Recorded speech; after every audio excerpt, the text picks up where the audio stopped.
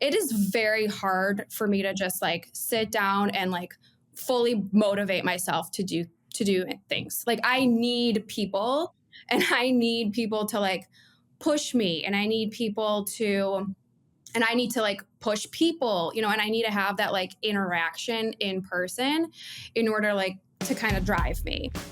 Welcome to It Comes Down to This.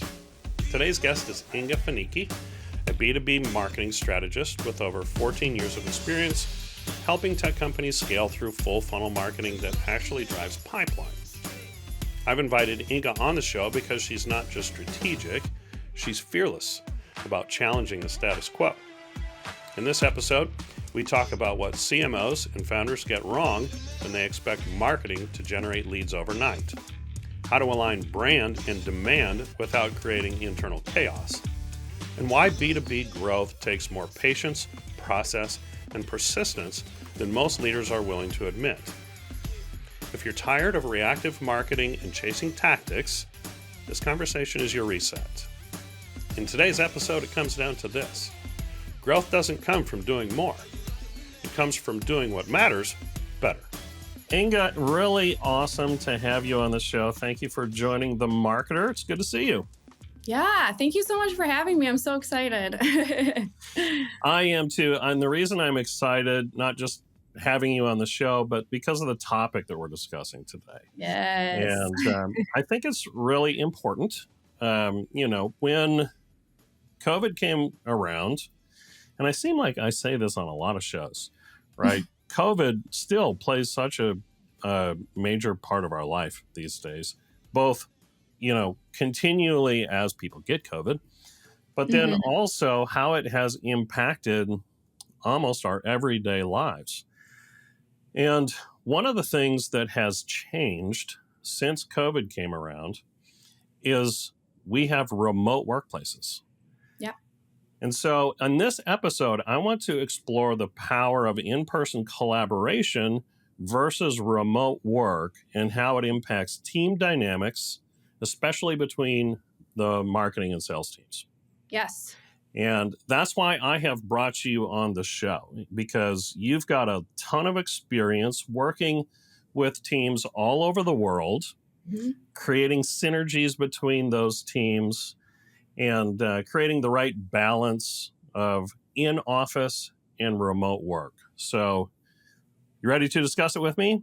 Yes, I'm so excited. Fantastic. Okay. So give our audience a little bit of impression in terms of when we're talking about remote teams or global teams. Let's start there, okay? Because a lot of people that may be listening to this may not have global teams, but you do.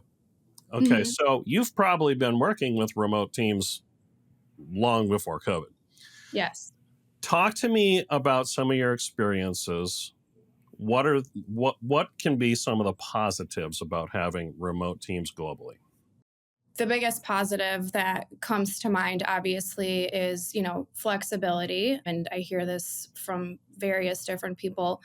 As you mentioned, I have a global team. I have a few people in the UK, and then I have India as well. Obviously, the time zone's crazy. But the flexibility, is kind of what comes to mind, and people really enjoy that part because they're able to kind of balance working and getting all of their responsibilities done and their tasks, but they're also then able to take a break, go for a walk, do run a couple of errands, things like that. So I totally understand that flexibility. Plus, I think just naturally some people just kind of prefer having a very quiet space where it's like super uninterrupted and they could really focus and just kind of crank it out and get their stuff done. I know a lot of people that kind of strive in that type of environment, 100%.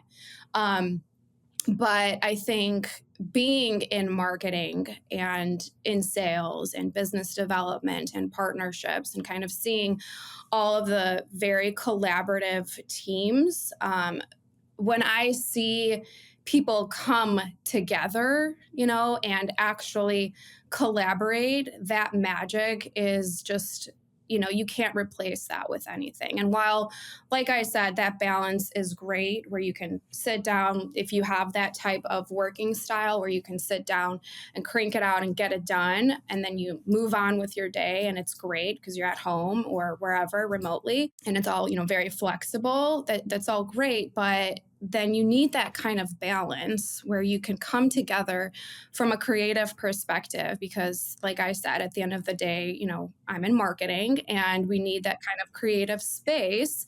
So coming together and just kind of feeding off of each other's energy, and feeding off of each other's kind of creativity is something that's just so unmatched, and you can't replace that.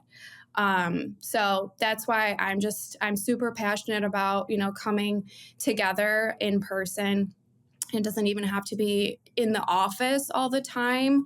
Even if you are working remotely, or if you have, a role where it's just strictly a remote position, try to find somebody somehow where you can come together and just like be together in person. It's something that is truly unmatched in my opinion. So In your experience, have you found marketing teams or marketing people in general to be more introverted, that they're going to enjoy their own personal space? I want to be alone. I want to, really work, bang out my projects, type stuff. Or do you find them to be more extroverted, that it's, I need the collaboration and I want to talk to people on an ongoing basis and I want to be around my team? What have you found to be kind of the run of the mill, if you would, within your teams? yeah, honestly, it's kind of a good mix of both. I was actually just speaking to my husband about this. I think in marketing, because you have to be so on all the time, both mentally and just like physically, you're running around, you're going to events, you're hosting events, you're doing podcasts, you're putting together content, you're thinking creative, create in a creative manner, and you're thinking, about innovation, and you're thinking about, how do I drive demand, how do I drive leads from a very creative perspective. You're always on, you're always speaking to people, so you kind of have to have that like extroverted mentality, but naturally, I think a lot of the times we're actually introverts. And so I think that a lot of the times, after like, at least myself, after, a day in the office where I'm just collaborating and,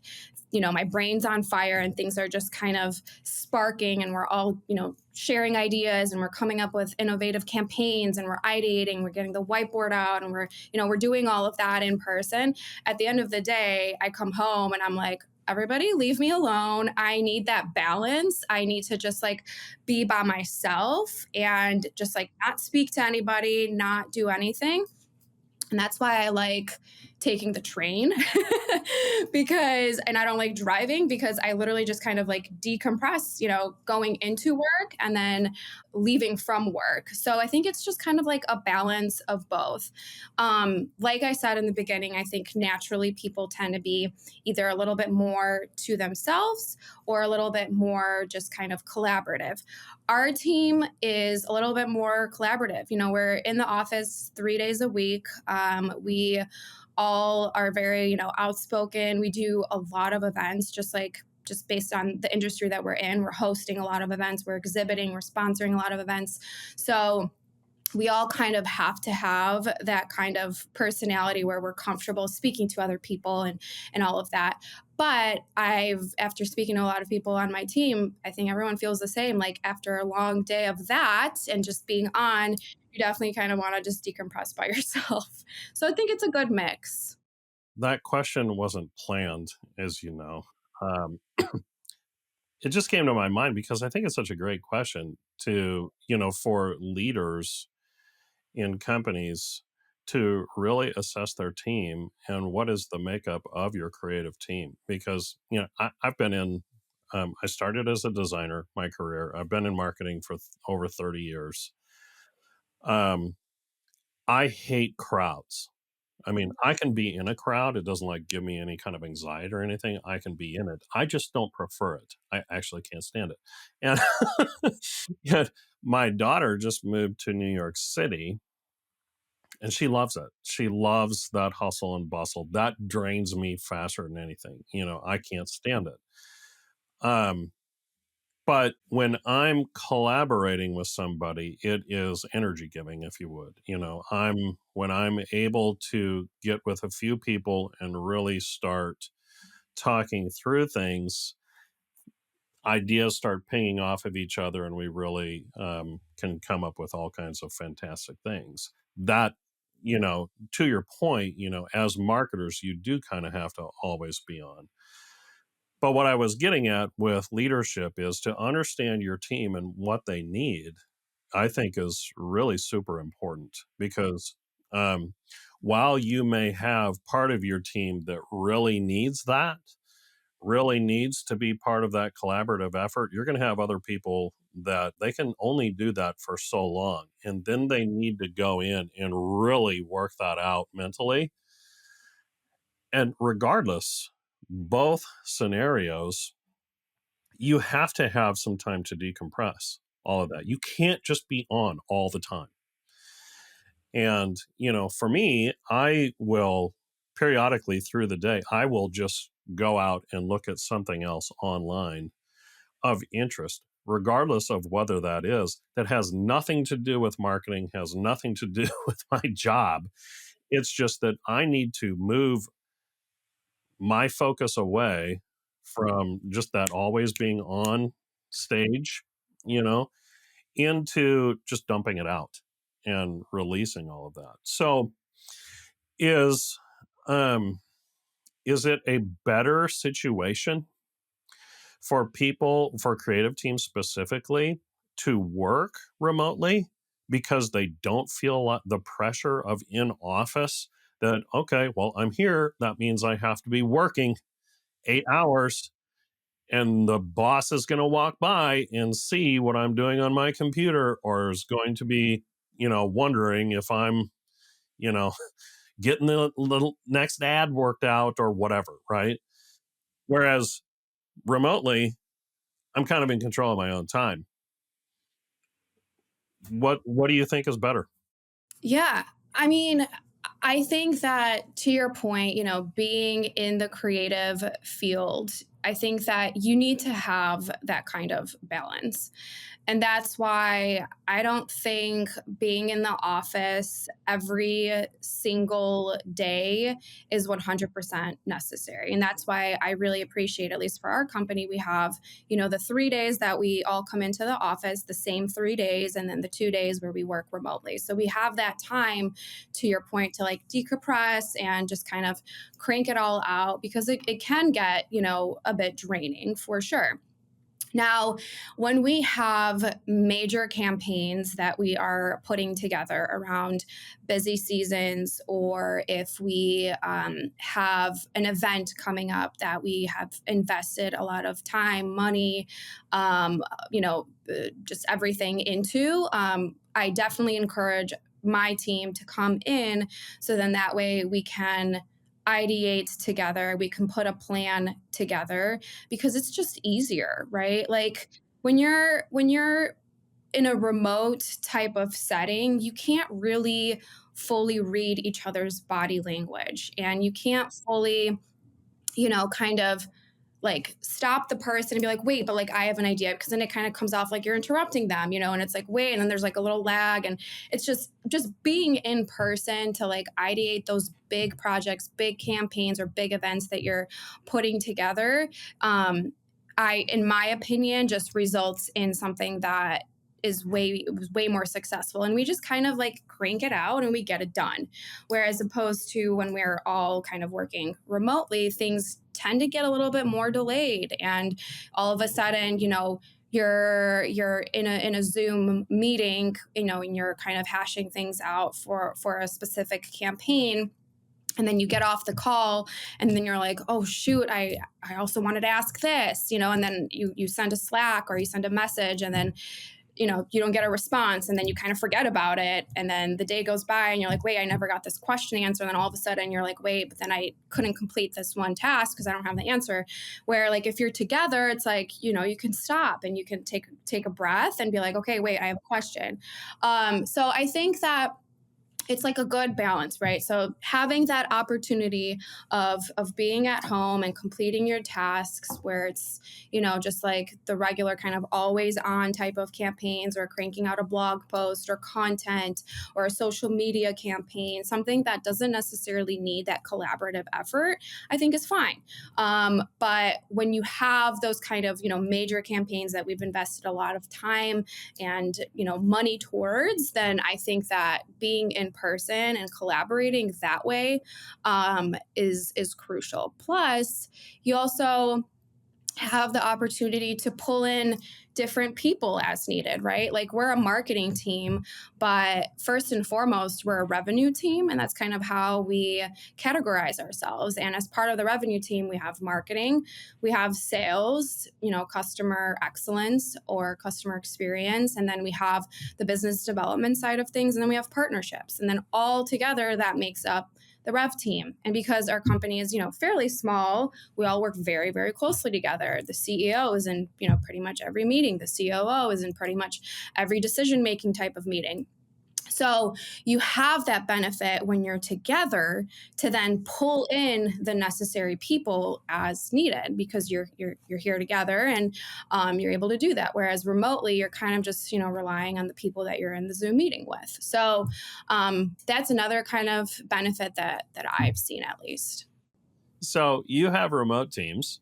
Mm-hmm. You mentioned at the beginning of the show that you have them in India, UK, and Philippines. Did you say? No, Or just did so I India and made that UK. up? Okay. Yeah, All right. So maybe you at one least have day. them in two separate companies. That means three different time zones. Yeah. Um, you've been making the case for how important it is to have in-person meetings. Mm-hmm. And when you've got a campaign, y'all got to get in the room and you got Yeah. to, knock that out. And which I totally agree with, by the way. Mm-hmm. Regardless of who you are, as a creative, whether you're more, I want to be by myself, I don't like people, Yeah. or you're very extroverted, everybody needs to come together at some point. But when you Yeah. have remote teams, that's not possible. Right. So how do you manage that? Do you Mm-hmm. have in-person meetings here in the US and Mm-hmm. then ask your individual teams in those other countries to have in-person meetings, or how does it work? Can you walk me through that? Yeah, that's exactly it. I mean, obviously, in an ideal world, we'd have everyone together, but that's just not quite possible, right? So, at least on the US side of things, and I have our brand manager who works fully remotely in Florida. So, she was just actually out here for our rebrand launch. So, we had her here in person, and then we had the rest of the team, join in obviously remotely. So that's kind of what we do. Unfortunately, we can't have everybody in person, but I will say our CEO makes an effort, to, when possible, even have those people come in person for the major things, right? So any like major revenue type of meetings, things like that, where there's a huge update on something, or if we're ideating something that is affecting the wider organization, and it is very important for them to be a part of that conversation, like he'll sometimes even fly them out. Now, when that's not possible, of course, we all kind of join together and they join remotely. And what I like to do is I like to kind of prep the remote teams as much as possible too, and just kind of let them know what the meeting is going to be about. So then that way, when we join, it's not awkward, and they're not just kind of sitting there like wondering what the meeting is about. Because obviously, when you're in person, as you're walking to the room, you're kind of chit chatting and you're briefing, the call that's about to happen or whatever. So I kind of like to prep the team that is joining in remotely. I either send them like an agenda doc. where I just sent them like a very informal kind of message, just kind of prepping them of what we are going to discuss, action items that I want to get out of the meeting. And then, if possible, especially if it's, a larger type of meeting where, it's around a specific campaign, for example, that we're going to launch, having them come prepared with, research and having them kind of prepared with talking points. So then that way we're not wasting time with that like awkward pause and that awkward silence that could sometimes happen when you're remote. You know, people are relational, and we all need relationships, and that's one of the ways to do that. I think better than anything is the in-person meeting. Um when everything shut down and we were all forced to basically work remotely, that's how Zoom became so big, right? I mean, just like overnight, Zoom was created. And it's been an incredible tool. But I can tell you, I've had countless, I don't know how many meetings by Zoom with people, but never do they match my ability to meet with somebody face to face, shake their hand, sit down for a cup of coffee or lunch, right? And have a conversation. You just cannot duplicate it virtually.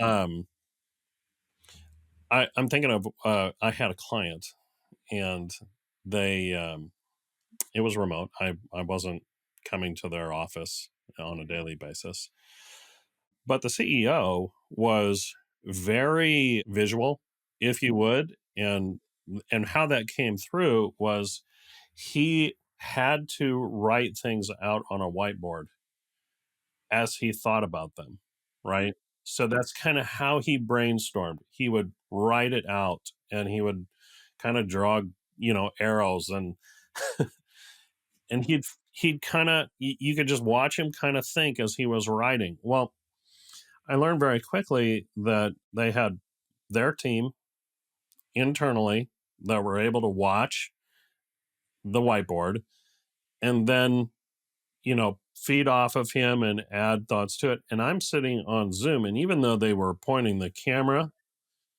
to the whiteboard, I had no ability to do that because, excuse me, I really couldn't see it. And so I'm trying to listen while he's doing this and stuff, and it just does not work. So with your remote teams, I love what you had to say about how you create the agendas and the things, and you send it ahead of time, and you give them the things to think about and what they need to bring to the call, so to speak. Are there any tools, any technology, things that you have found that allows you to collaborate much more seamlessly with your remote teams? We've used Miraboard in the past, so it's like a virtual whiteboarding type of like brainstorming tool. So that's definitely worked well for us in the past, especially being in marketing. To your point, like we're just all pretty visual, including myself. So instead of me coming up to an actual whiteboard and mapping it all out, we have Miraboard where we could all collaborate and where we could all kind of hop in and share ideas, and you have the post-its and things like that. So we like to do that for, any major like retro session. So coming out of a specific campaign, or, say we just hosted an event and we want to kind of ideate, what we could have done better, what was successful, what we could improve on, and just kind of visually put all of our thoughts together. We use that, and it's a great tool.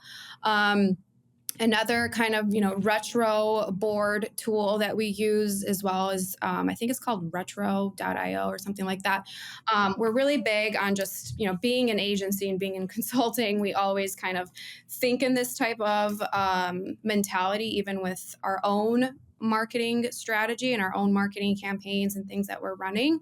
After everything is completed, we always kind of like to run retro sessions, and instead of pulling up once again, a whiteboard or something like that, or even a Google Doc, having it all kind of in one place visually, with actual boards where you can have everybody dedicate, 5 minutes per board, and put together their thoughts and then all kind of come together collectively and talk about everything is very helpful for us. So that's another tool that we've used. And then if we if we ever do any type of just like collaborative, more so just team building type of activities, not specifically at this company, but during the COVID times, we've used a lot of like virtual type of tools as well, virtual cooking classes, virtual cocktail, classes, just trying to get everybody involved, since we can't be together in person and do like those team building type of activities. At least we can come together. It's not quite the same, but we can come together and do like some fun kind of non-work related activities virtually. So that's, another kind of tool that we've used in the past as I well. love that idea. I think that's Yeah. fantastic, to get some more relational things going, Hmm. to keep that aspect of the company together because it's so important. People need to like Yeah. each other. People need to Yeah. laugh together, and so on and Hmm. so forth. Um, do you use anything, um, any note takers or anything like Firefly or Otter that keeps track of your meetings while you're doing these? And then how do you use those?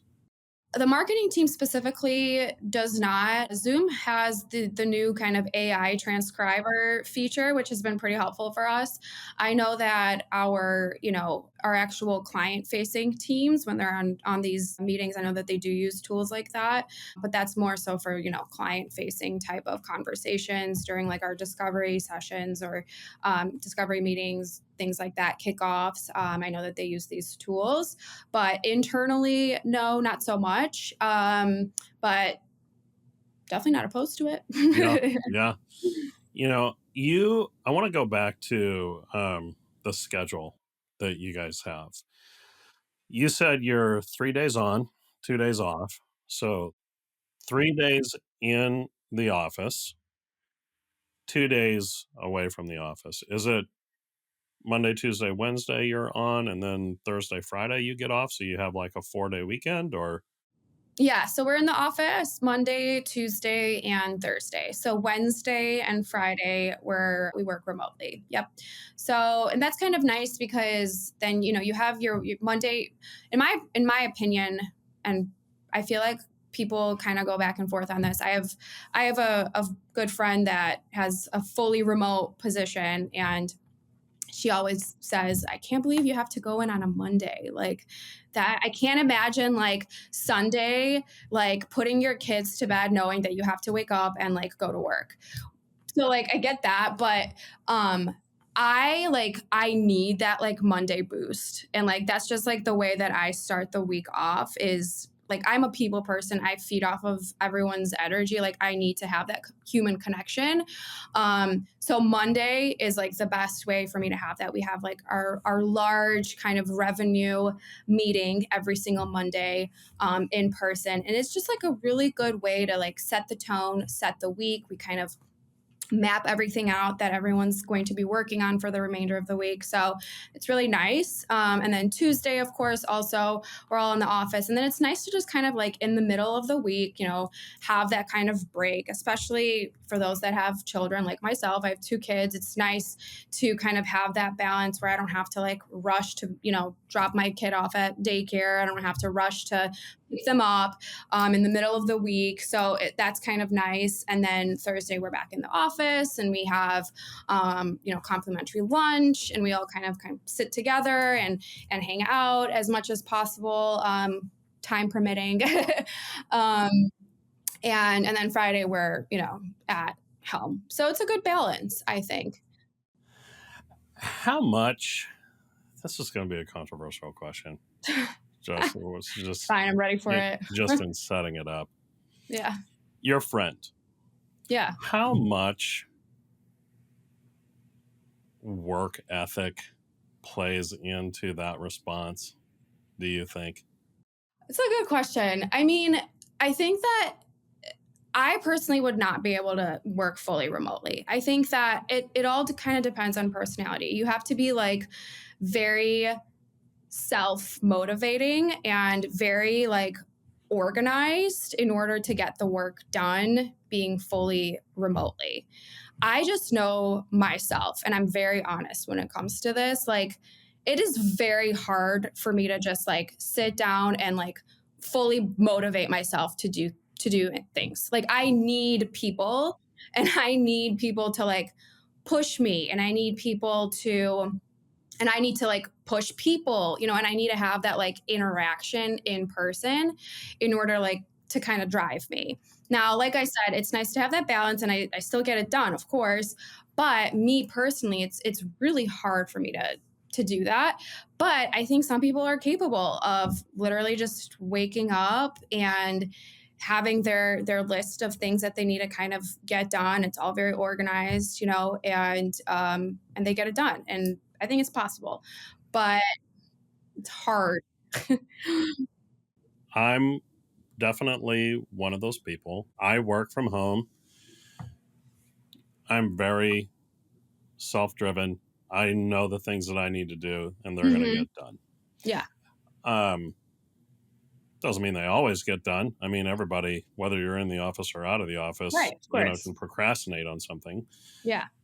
But I don't have any problems with getting up and going, to my office and working every day. Yeah. However, The temptation is there, isn't it? well, it's always there, no doubt about it. I would argue that it's probably always there, whether you're in office or out of office. It's Hmm. just kind of how you decide to waste your time, Yeah. Yeah. maybe.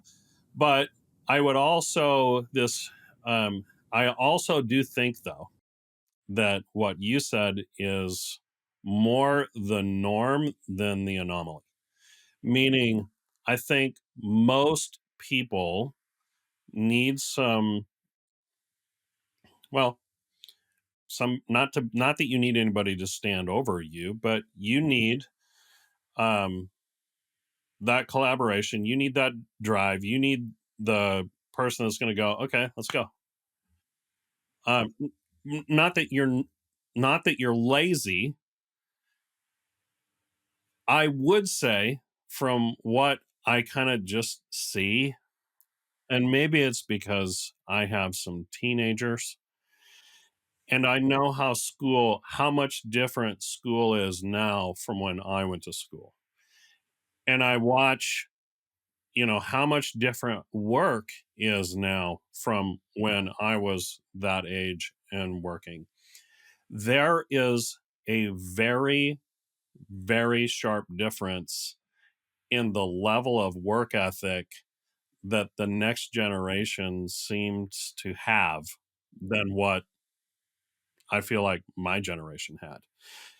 And that's why I was saying this is probably going to be a little bit controversial, but I think work ethic lacks.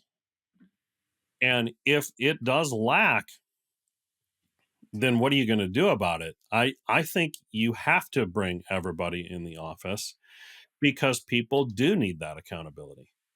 You do need that accountability that I'm going to stand over you and I'm going to make sure that you accomplish the task that I'm paying you, by the way, to do, right? What's your thoughts? And feel free to be the devil's advocate and say, no, you're just an old fuddy duddy. I agree with you. I'm also, and I say this all the time to everybody, I'm very old school when it comes to this topic. And I definitely see the the generations and how different it is, right? So like, I remember being fresh out of college and having my first couple of jobs, obviously in person. A remote thing wasn't even a thing back then. And I just, I remember going into the office and just having, along with the rest of my team too, by the way, it wasn't just me, having this mentality of like, I have to work really, really hard, like super old school, like you can't leave before your boss leaves. You need to show up. Working later sometimes like will get you further. I'm not saying that's the right mentality to have. It's just kind of like what was ingrained, and what I grew up with that type of mentality. So I think that's probably one extreme, and it could definitely cause burnouts. And you could definitely feel a lot of pressure, especially when you're really young, especially when you don't have a ton of experience and you're still kind of figuring things out. Being in that type of high pressure setting, can be a lot, on your mentality. However, that's one side, right? But then there's also the other side where, like, I see, these kids that are like straight out of college and having this kind of entitled, mindset where, and sometimes even being too honest, like, you know, telling their boss like, hey, I have to leave earlier because I have an appointment or whatever, like that's fine. But if you're like saying in the middle of the day, like, I have a workout class, I have to go, like, why are you telling me that? you know so like, and that's just like so shocking to me to even like experience that. Like, I haven't experienced that with my team, but I definitely know people that have, like being a little too honest. And it's that kind of generational thing where, they're straight out of college and they almost haven't been exposed to like the real world. They're still kind of like in their bubble, and you have social media and you have TikTok, and it's like it's so much, and it's like so overstimulating, and then all of a Well, sudden they're like, okay, so if you thought the last statement, the thing that I said was controversial, you'll really think this one is. Um, I believe that so much of that is mm-hmm. because kids grow up not being told no, Yeah, 100%. Yeah, and they get whatever they want.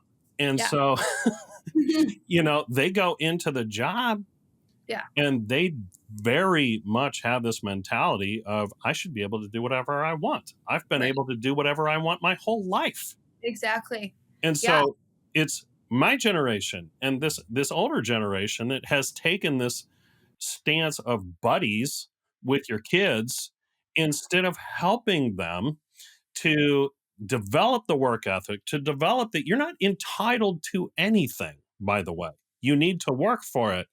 And so, what you were saying there, I think you were spot on, is that there's a pendulum shift, if you would.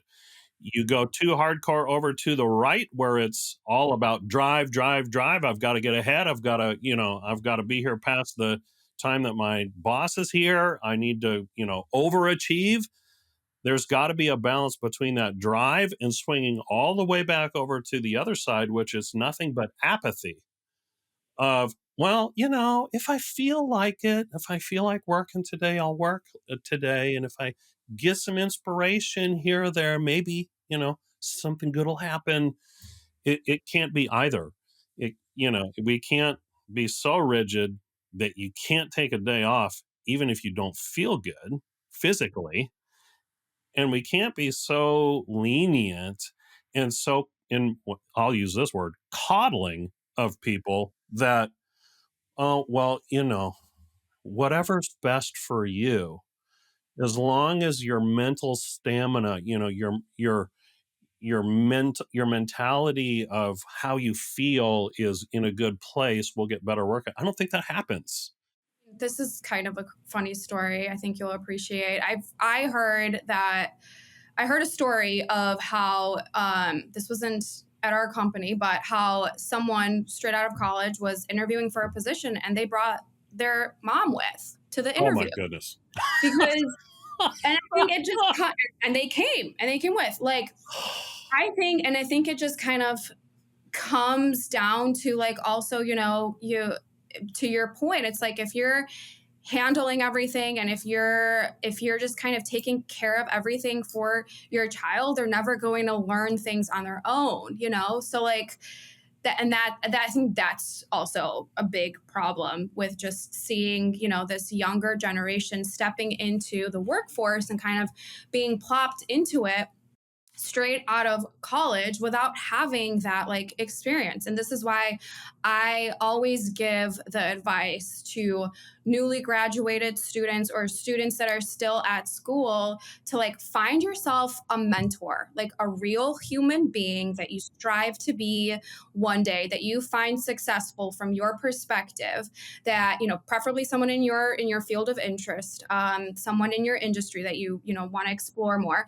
Find a mentor and like hang out with them and have coffee with them, meet with them regularly in person. Ask them to take you to networking events, ask them to like put you in these type of environments so you know what how to act, you know, because like I've interviewed people, you know, with that are in their pajamas, and it's like, no, Yeah. that is not allowed. It's I That's not okay. And oh, whoever told you that's okay is not okay. Like it's just not. no.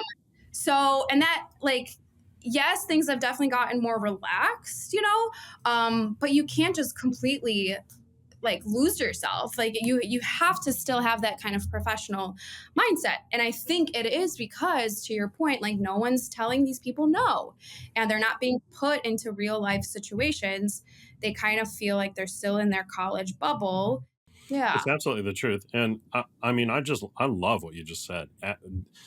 If you're a young person graduating and you're listening to this, by Yeah. all means, take that advice. Go find somebody. Yeah. Don't find somebody on freaking TikTok. No. LinkedIn is a great tool. Yeah. So, like filter out people in your area. You could do that in LinkedIn. You could, you know, first of all, create a LinkedIn page. I know a lot of young professionals Oh, that don't even have yeah. a LinkedIn. Nope. That's step one. Yeah, find a few people that you can meet with. Grab I coffee. also think that our colleges are not doing I our agree. youth any Yeah, favors along this line of thought either, right? yeah, Um, my son, I've got a son that's graduating with a marketing and business degree, and he sent over, and to his credit, I mean, I was really impressed actually. He said, "Hey, Dad, I got to create a resume. I'm gonna send it over to you. Can you give me some feedback?" And I was like, "Yeah, fantastic." And he was applying for a specific position, very, very general, kind of as all kids do, really, in creating resumes, very general.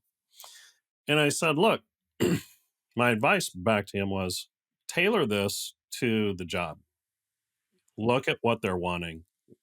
Try and fit yourself, imagine yourself in that position, having the conversation.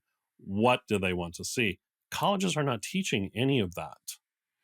They're not teaching kids real world success um, tasks, right? I mean, I think even in schools, they'll let kids show up online, not show up at all. yeah, yeah. It used to be when I went to school, if you're late, you're not coming in, Right. Exactly. And right? that teaches you something because then Yes, it does. you take that learning and you incorporate it into the real world. And Yeah, now you know, like, hey, if I'm late to my job, then yeah, there will be consequences. that's right. It's all those things that, from, excuse me again, sorry, from youth, you know, from when you were a little kid and you're just learning not to take a cookie out of the cookie jar, all the way up to college and be on time, be alert, don't lay your head down on the desk and fall asleep while they're talking. Don't go party the night before when you know you have responsibilities the next day. All of those things have, I believe, led up to our culture, our somewhat of our work culture now. And I know that a lot of leaders are talking about, okay, well, how do we deal with the culture or the youth that are coming up, the next generation that are coming up, not only from work life balance, but what they expect, what they're demanding. And I feel like it's more of a shift of instead of, no, you're going to fit into what we say you're going to fit into because that's what's best for the organization, into how can we modify and change our organization to best fit and suit your own preferences. Would you agree with that? Yeah, I 100% agree. Um, I think that also just kind of going back to your earlier point that, colleges don't do a great job of preparing people for the real world. I think that is, also very accurate. But I also think that it kind of goes both ways, right? So as an employer, right, that if you're hiring someone that is out of college, that there is going to be an element of mentorship along with that, right? And you do have kind of those responsibilities of guiding them, and there's going to be a little bit of hand holding. Like, you can't just expect to hire this person that has no experience to just kind of let them run. And I think that I've personally experienced that myself, coming out of college. I've had great managers and I've had poor managers. And the poor managers are the ones that are just kind of like, figure it out, while I did learn a lot just by like trying to figure it out. But like having that kind of mentor type of figure is also really important, So I think it goes both ways. It's on the employee to, attempt to learn, figure it out. And that's why, like I said, finding that mentor and gaining that kind of real life experience is really important prior to you, working for an employer. But then it's also on the employer to do a little bit of mentorship and guidance, for your employee. So I think that it kind of goes both ways. I agree. Well, this has We could been go a on and little on. bit, it's been a little bit of a rabbit trail, but I think a really good one. Yeah. Yeah. 'Cause I think it's an important topic that's pertinent today. Yeah. And a lot of people are getting used to, you know, both being on site and then work from home or, the virtual office. Hmm. But moving that from a conversation into logistics, into culture, I think is really important. Yeah. And why do we do those things? And I think you did an excellent job on that. So, Inga, you give me hope for our culture's future. Yeah. Thank you for coming on The Marketer today. It was really awesome to have you. And thanks for all your knowledge that you shared with us. Awesome. Thank you so much for having me. It was so much fun. You betcha. Until next time, we'll see you next on The Marketer next time.